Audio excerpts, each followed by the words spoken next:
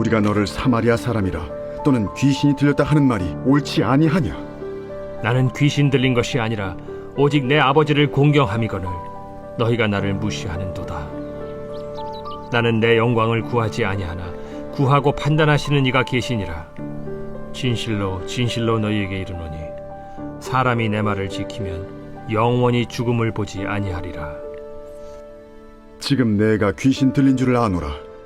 아브라함과 선지자들도 죽었거늘 내 말은 사람이 내 말을 지키면 영원히 죽음을 맛보지 아니하리라 하니 너는 이미 죽은 우리 조상 아브라함보다 크냐? 또 선지자들도 죽었거늘 너는 너를 누구라 하느냐? 내가 내게 영광을 돌리면 내 영광이 아무것도 아니거니와 내게 영광을 돌리시는 이는 내 아버지시니 곧 너희가 너희 하나님이라 칭하는 그이시라. 너희는 그를 알지 못하되 나는 아노니 만일 내가 알지 못한다 하면 나도 너희같이 거짓말쟁이가 되리라. 나는 그를 알고 또 그의 말씀을 지키노라. 너희 조상 아브라함은 나의 때에 볼 것을 즐거워하다가 보고 기뻐하였느니라. 내가 아직 50세도 못 되었는데 아브라함을 보았느냐? 진실로 진실로 너희에게 이르노니 아브라함이 나기 전부터 내가 있느니라. 그들이 돌을 들어 치려 하거늘 예수께서 숨어 성전에서 나가시니라. 사랑의 하나님 감사합니다. 오늘도 복된 하루를 우리들에게 열어주신 주님, 오늘도 우리 한 사람 한 사람의 심령 속에 내게 주시는 말씀을 기다리며 마음의 문을 여는 우리 모든 성도들을 하나님 축복해 주시옵소서. 오늘도 내게 주시는 말씀이 내 삶의 길이요 진리요 빛이 되시는 그 주님 말씀 붙잡고 오늘도 승리하며 나아가는 복된 하루의 출발이 되기를 간절히 원하며 예수 그리스도의 존귀하신 이름으로 축복하며 기도합니다. 아멘. 우리 사랑하는 성도 여러분, 우리 1월 31일 금요일 우리 요한복음 8장 48절에서 59절의 말씀을 중심으로 원래 그들은 하나님을 사랑하지 않았다라고 하는 제목을 중심으로 오늘 말씀 함께 나누도록 하겠습니다. 자, 벌써 오늘이 1월 마지막 날이기도 한데요. 우리 1월 한 달 동안 우리가 요한복음의 말씀을 묵상하면서 우리 각자에게 주신 하나님의 은혜들이 있을 것입니다. 그 은혜들을 차곡차곡 잘 쌓아서 우리 2월 달에도 계속해서 요한복음의 말씀을 통해 주님의 메시지를 귀담아 들을 수 있는 우리 모두가 되기를 소망합니다. 자, 오늘은 우리 요한복음 8장 마지막 부분을 다루게 되는데요. 여러분, 요한복음 8장은 유대인의 명절 가운데 굉장히 중요한 명절 중에 하나가 바로 초막절, 바로 이 장막절이라고 하는 절기입니다. 자, 그런데 지금 예수님께서 요한복음 8장에 말씀하신 이런 모든 내용은 바로 초막절, 장막절 마지막 날에 예수님께서 성전에서 가르쳐 주신 내용을 우리들에게 정리해서 기록한 내용입니다. 자, 그런데 이 말씀이 왜 중요하냐면요. 지금까지 예수님께서는 자신의 정체를 유대인들에게 그렇게 깊숙이 밝혀내지는 않고 있었습니다. 자, 그래서 그동안 유대인들이 정말로 예수님을 죽이고 싶은 마음이 마음속에서 끊임없이 도사리고 있어도 명분이 없어서 예수님을 잡을 수가 없었던 바로 그러한 상황이었던 것이죠. 자, 그런데 이제는 초막절, 장막절 마지막 날에 드디어 예수님께서 내가 이 세상에 온 이유, 그리고 내가 어떠한 존재인지를 드러내놓고 커밍아웃하는 바로 그러한 시점이 오늘 본문의 이 요한복음 8장의 전체적인 내용입니다.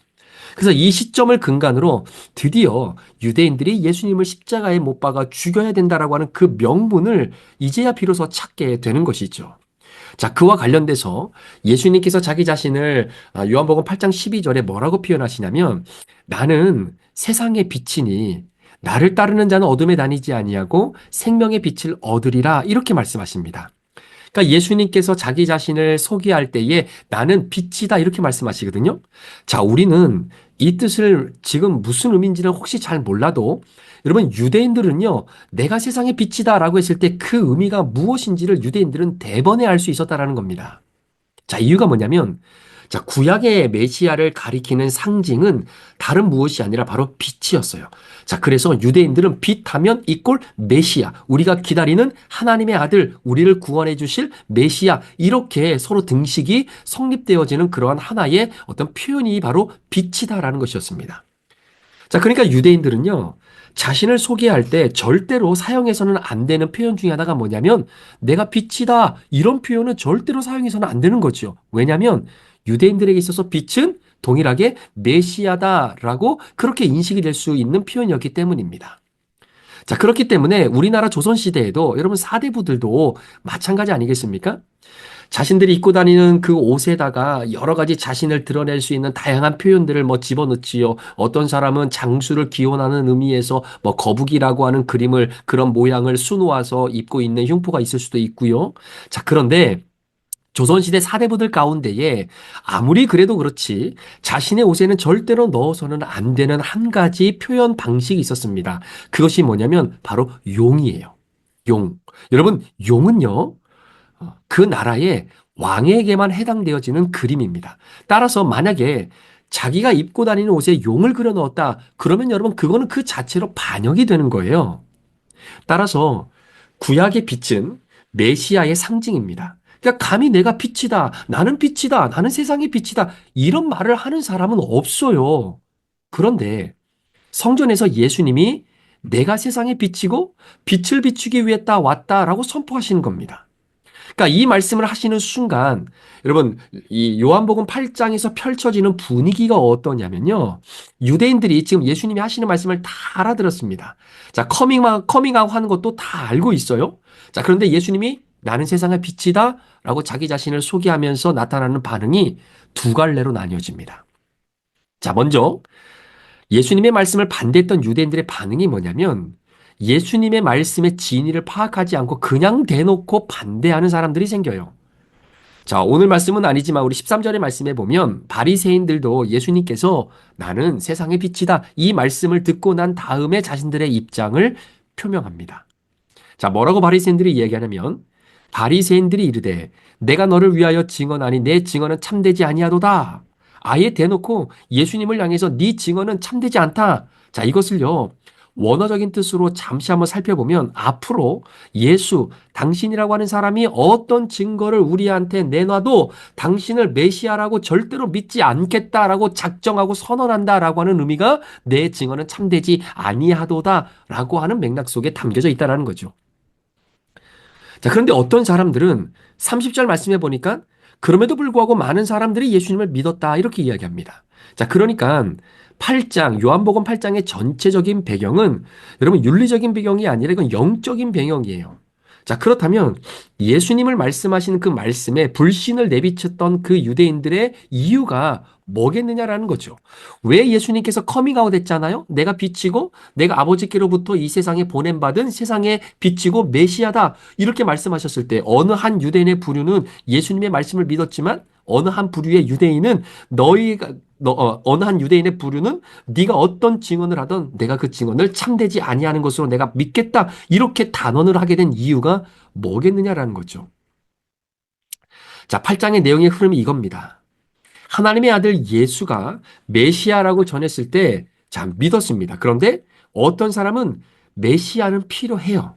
본인들에게도 메시아라고 하는 존재는 필요하는데 문제는 내 앞에 보이는 예수가 메시아라고 하는 것은 믿지 못하겠다는 겁니다. 여러분, 이게 굉장히 중요한데요.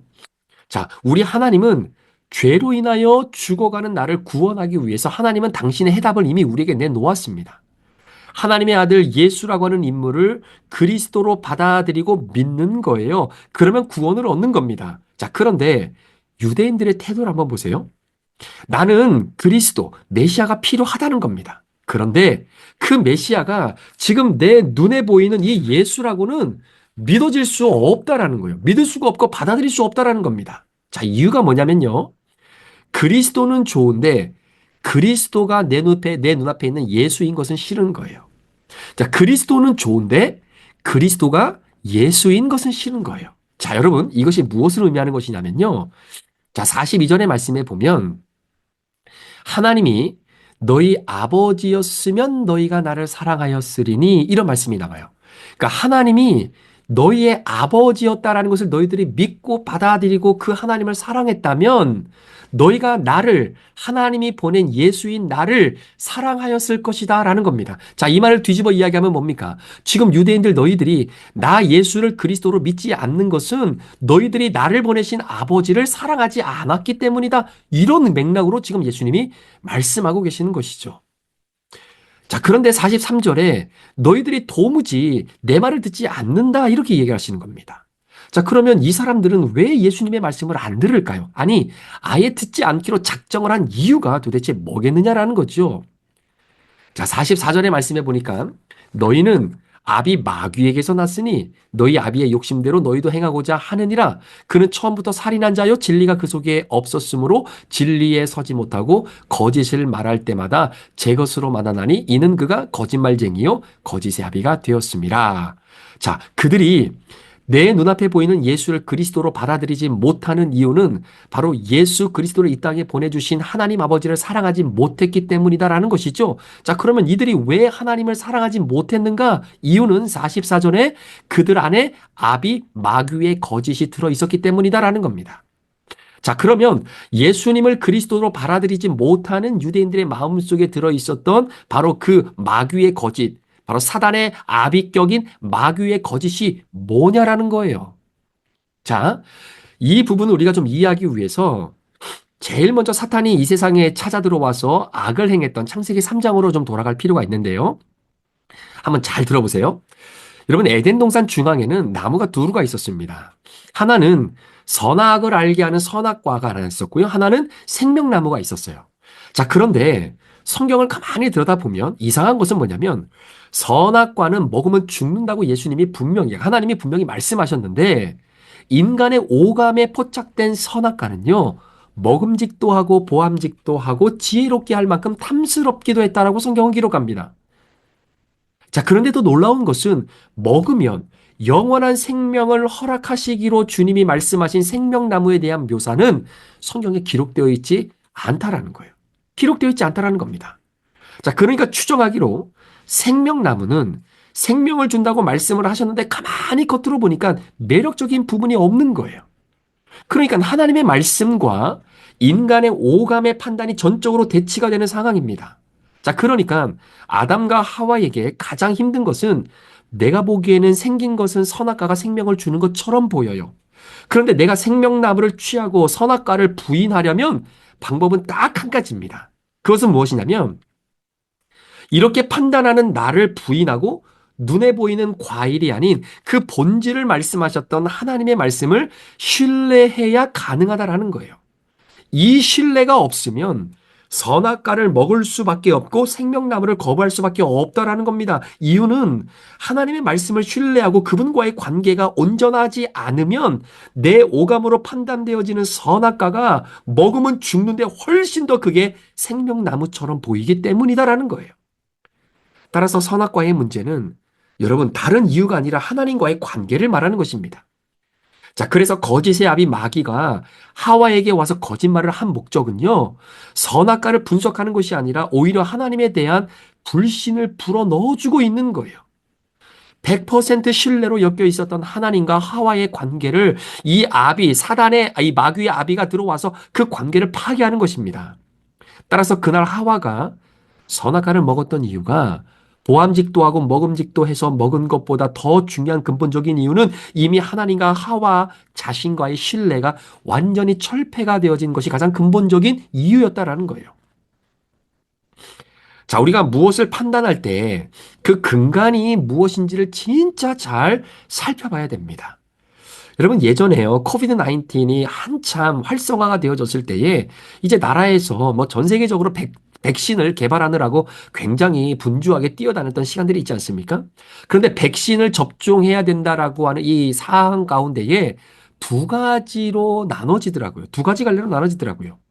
자, 어떤 사람들은요, 백신을 맞긴 맞아야 되는데 백신 맞는 게 두려운 거예요. 이유가 뭐냐면, 자, 백신이라고 하는 것이 어떤 질병이 발생하면 그 질병에 대해서 끊임없이 이제 역학조사를 이루어서 어떤 바이러스에 대한 것들을 파악하고 거기에 대한 백신을 만들어서 임상실험을 하고 이제 그리고 이제 사람들에게 이제 주사를 놓는 거 아니겠습니까? 자, 그러려면 어느 정도 시간이나 어떤 기간이 필요하단 말이에요. 왜냐면 이거 객관적으로 이 백신이 이런 질병에 효과가 있는지를 증명하는 시간이 필요하지 않습니까? 그런데 사실 코비드 19이 발생했을 때는 이런 백신을 만들어내는 데 있어 시간이 그렇게 많지가 않았어요. 그래서 너무나 빠르게 승인이 되다 보니까 그만큼 그 백신 안에는 부작용이 좀 있지 않겠는가라고 하는 생각 때문에 사람들이 백신 맞는 것을 굉장히 꺼려했던 때가 있었습니다.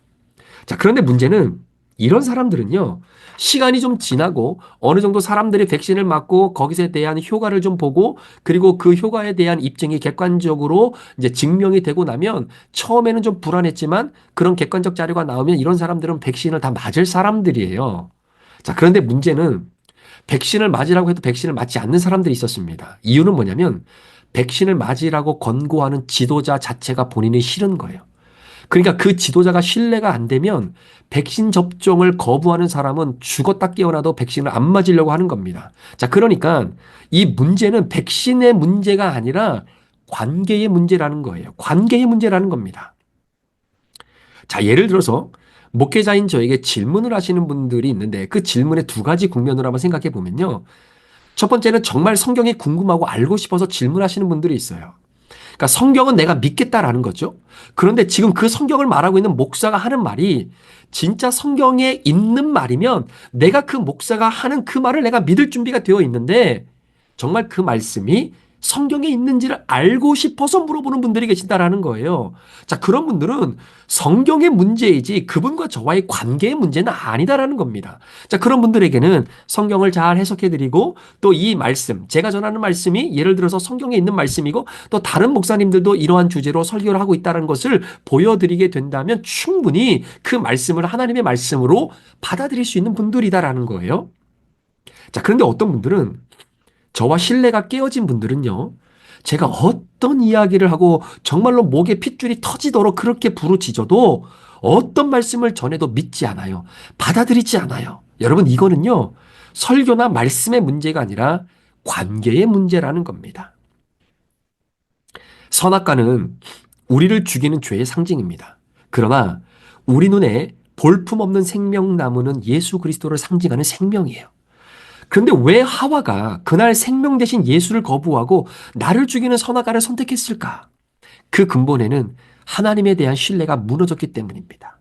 관계의 문제 때문이다라는 거예요. 하나님은 우리에게 생명나무와 같이 보잘것없는 목수의 아들로 보내주셨습니다.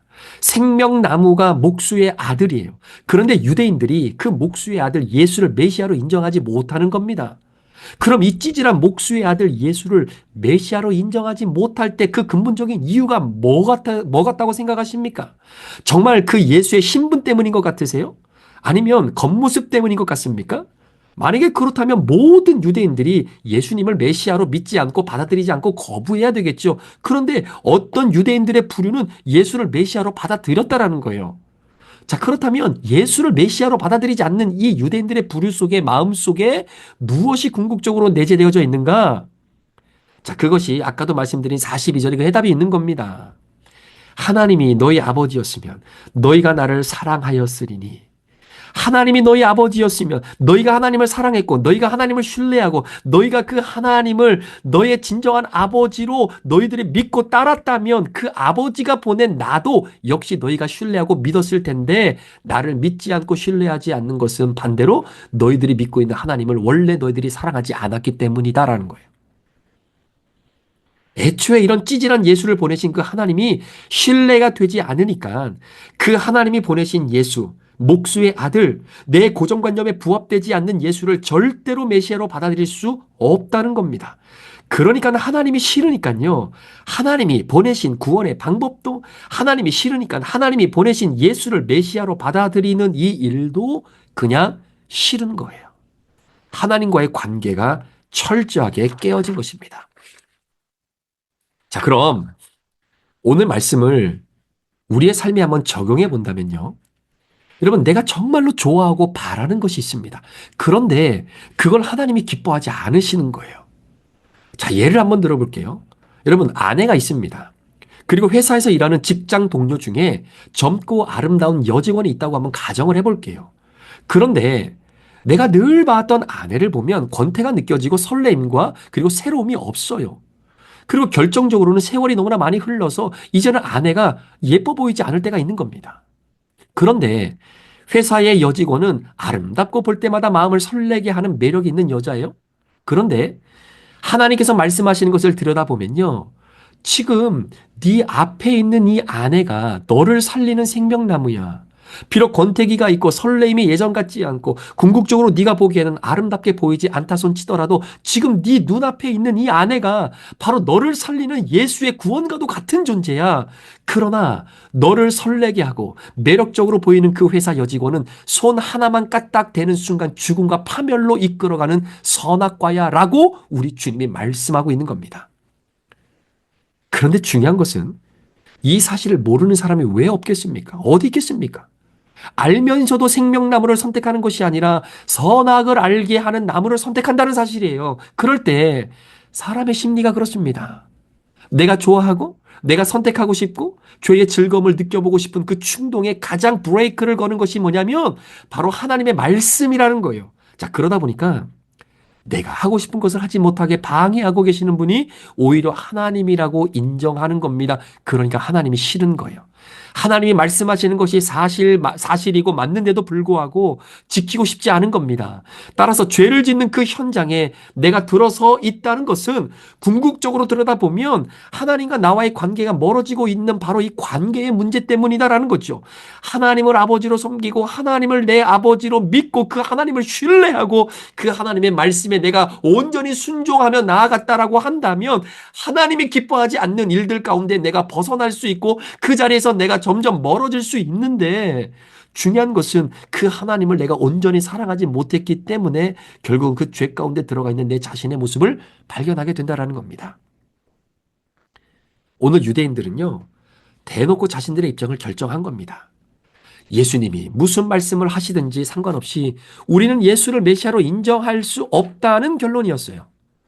이 결론이 궁극적으로 유대인들이 하나님을 사랑하지 않았기 때문에 나온 결론이다라고 하는 사실을 오늘 본문이 우리에게 보여주고 있는 겁니다.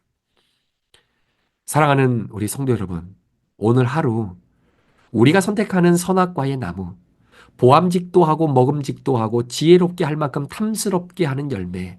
그런데요, 그 열매를 선택한 나의 근본이 하나님 아버지와의 관계가 소홀했기 때문에 나타난 결과는 아닌지 내 자신을 돌아보는 하루가 되었으면 좋겠습니다. 하나님이 부담스럽게 느껴지니까 하나님이 하시는 말씀도 부담스럽게 느껴지고 그러다 보니 하나님과 관계가 점점 소홀해지면서 죄를 상징하는 선악과에 손을 대기 시작하는 내 모습은 없는지 오늘 주신 말씀을 빗대어 내 자신을 한번 돌아보는 그런 은혜의 하루가 저와 여러분의 삶 가운데 펼쳐질 수 있기를 우리 구주 예수 그리스도의 이름으로 축원합니다. 기도하겠습니다. 하나님 아버지 감사합니다. 우리는 하나님을 사랑하는 그 사랑을 근간으로 우리의 삶이 이어지고 있는 것을 보게 됩니다. 오늘 유대인들이 예수를 메시아로 받아들이지 않았던 것은 그들이 하나님을 사랑한다고 했지만 궁극적으로는 하나님을 사랑하고 있지 않았기 때문입니다. 혹시 나도 하나님을 사랑한다고 말은 하지만 실제적으로 하나님을 사랑하지 못하는 마음 때문에 오늘도 죄 가운데 빠져 살아가고 있는 부분은 없는지 하나님 내 자신을 다시 한번 돌아봅니다.